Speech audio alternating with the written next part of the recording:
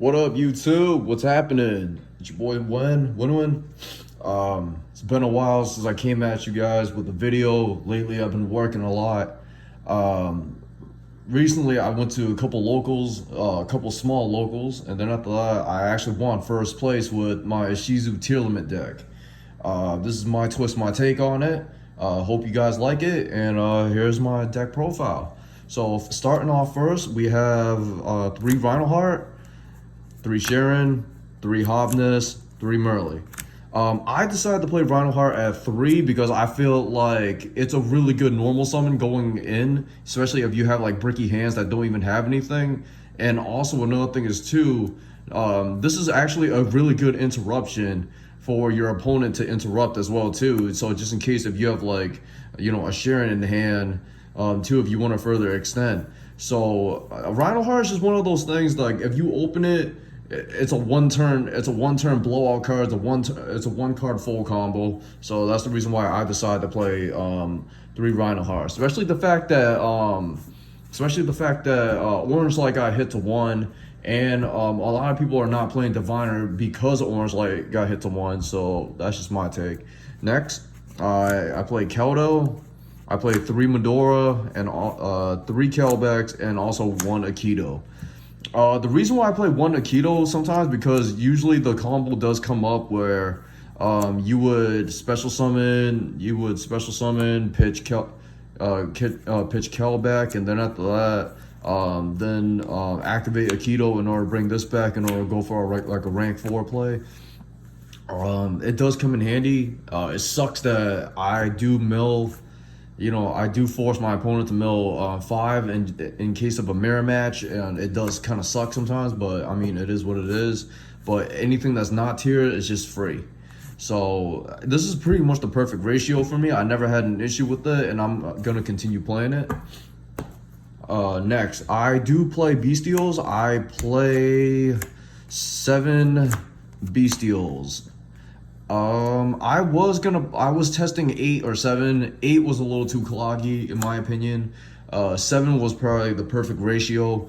I drew these guys whenever I needed to. Magnamut, at first I was playing 2, but then after I realized 3 was actually really good. It's a double-edged sword because they can also take this card from you if it's in the graveyard with Dark in order to trigger your effects. But other than that, I mean, I've never had an issue with 7. 7, again, it was the perfect number for me. Goes into my rank 6 plays. It's pretty good. Next, going on to the spells. I play 3 Planet. There's really no question about that. It's just Planet, the most broken field card in the deck. I have a feeling this card may get hit to 1 during the next list, just like the OCG. But other than that, I mean, there's nothing to it. Next, I play Double Scream. Again, I was playtesting 1. Didn't really draw it that much. Sometimes it just shows up when it needs to. 3 was a little cloggy. I feel like 2 was the perfect ratio in the testing that I've done. It comes up when it comes up. I mill it when I mill it. I search the trap when I needed to. 3 was just the perfect ratio in my opinion. And on top of that, usually going second, I would usually side these out anyway, so it's no big deal, really. Next, Heartbeat. I am so glad that I played this card because I ran into an Exo Sister player in the tournament, and that person just opened up D-Fissure every single time. And because of Heartbeat, I actually won the game. Because of this card. There's one time that my opponent also activated Necro Valley against me too, and also this card won me the game. So I'm so glad that I played this. Again, there's a lot of floodgates in this meta that will stop this deck at any means necessary. I've seen people main deck Rivalry the Warlord, D-Fissure, Macrocosmos. Another thing is too, this card is actually a great blowout card against Flunderees as well too. So yeah. Next, I play 1 Terraforming, 1 Instant Fusion. Pretty self-explanatory. There's not much needed to about that. Next, I play one triple tactics talent. I love this card. This card is amazing. It comes up whenever it comes up. I don't play 2, I don't play 3, I just play the 1. This card is never dead. It's never a dead card in my deck. This card is actually amazing going first or second, especially in this meta where this is a very interruptive meta to the point where they're gonna have something in order to activate on your main phase. So that's the reason why I just play 1. Yeah, and last but not least, I play 1 of each trap, 1 crime, 1 Solic. You know, they come up whenever they come up. Again, this meta, everybody's main deck in bestials. Everybody has something to kind of like banish a card from your graveyard or from your field as well too. Sprite, they have Smasher.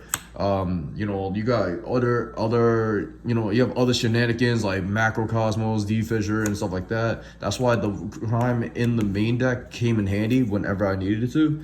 I went against one Sprite player where he smashed my kit, and then I would mill crime, then I have to add kit back to my extra deck, and I just further extend my board. So it sucks drawing this card going second. It really does, but for what it's worth, for what it's worth to have a recursion from the banish pile, it's just so good. That's it.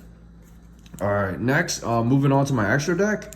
1 kit, 1 Rukalos, 1 Kaleido Heart, 1 Garua, 1 Mud Dragon, and 1 Dragostapelia. There's not much to say about this. These 6 fusions, you're always gonna go into them every single time. At first, I was gonna cut Mud Dragon, but then I realized how broken he was in the mirror match. So, yeah. Next, going on to my XCs, I play 1 Dweller, 1 Time Thief Redoer, 1 Pagusta. This card is so good. 1 Wallow, and also 1 Beatrice, 1 Zeus. All of them came up whenever it needed to. Beatrice was literally nuts. Zeus helped me clear board, especially if I go into Abyss Dweller. If I go into Abyss Dweller detached for effect, punch, and then I have to make Zeus nuke the board, they don't get nothing. Pagusta is nice. Pagusta is nice. I'm not gonna lie. Like, I went against an Exorcista player again. You know, I made Pagusta punch into one of their monster, and then after that, I made Zeus nuke their board, and then after that person was at a top decking match, and after that, I just pretty much win. But honestly, in my opinion, I wouldn't change any other thing in my XCs for my XCs. Next, my links, I play 1 Sprint, 1 Elf, 1 Dark. It's pretty self-explanatory. Yeah, and 1 YCS token. Yeah, it's actually my first YCS token too. Alright, next, going on to my side deck. Again, this is my twist, my take, based on locals and everything else like that. So, first, I play 3 Bells. This card was broken going into the mirror match. This card is a straight blowout card. There's no doubt about it.